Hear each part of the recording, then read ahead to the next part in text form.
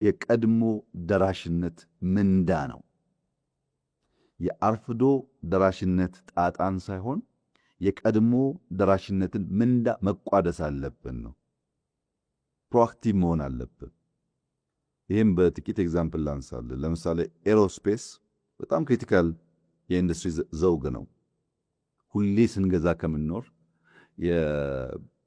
ቢያንስ በስፔር ፓርት ደረጃ ማምረት ይኖርብናል ብለን ከቦይንግ ጋር የኢትዮጵያ አየር መንገድ የኤሮስፔስ ፓርቶች ማምረት በሚቀጥለው ሳምንት 2 ሳምንት የሚመረቅ ፋብሪካ ጨርሰናል። አንድ ዘውግ ነው ፎከስ ያስፈልገዋል በሚል መግዛት ብቻ ሳይሆን ቢያንስ ፓርቶችን ማምረት ስለሚያስፈልግ በድሮንስ ብዙ ሙከራዎች ይደረጋሉ። ማምረት አለብን ድሮን እኛ ስንል ማምረት አለብን ስንል ብዙ ሰዎች ለኢትዮጵያ ድሮን ይላሉ። ቢኮዝ አርፍዶ መድረስ ያለውን ጣጣ በደንብ ካለመገንዘብ በማኒፋክቸሪንግ የወሰድክ እንደሆነ ሶላር ሴል ለረጅም ጊዜ ቴክስታይል ነበረቱ የኢንዱስትሪ ፓርኮች ስራ ወደ ሶላር ሴል ስንገባ አይተነዋል ምን ያክል በትንሽ ቦታ ላይ ብዙ ብር ማግኘት እንደምንችል።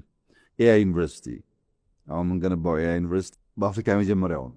ለምን አርፍደን መድረስ ሳይሆን ቀድመን በመድረስ ፕሮአክቲቭ በመሆን ያለውን እድል መቋደስ አለብን ከሚል እሳቤ። ፋርማስቲካል ላይ በቅሊንጦ ፓርክ ላይ የጀመርናቸው ስራዎች የኢትዮጵያን የሀገር ውስጥ ፍጆታ ከፍተኛ ደረጃ እያሳደጉ ነው ያሉት።